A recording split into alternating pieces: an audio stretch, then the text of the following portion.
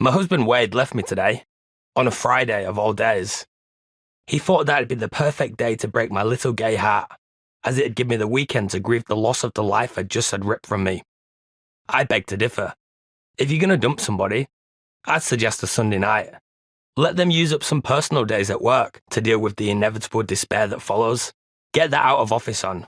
Not on a Friday, the best night of the damn week.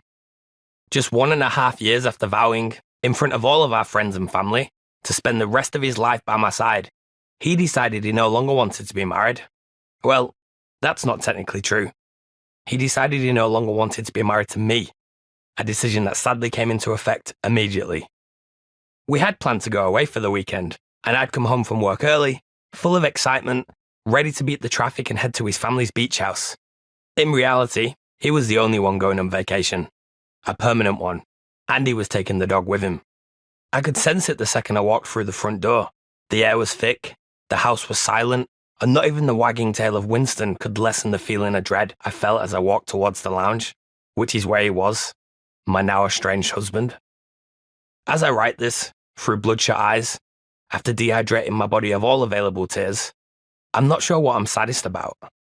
The heartbreak of the man I love leaving me, the fact I haven't just lost him, and our dog, but I've lost the entire future we'd mapped out together for the rest of our lives. The realization his departure from my life will soon be followed by that of his family, the in-laws who welcome me as their own, knowing my own flesh and blood live on the other side of the world, and who are all I have in this country.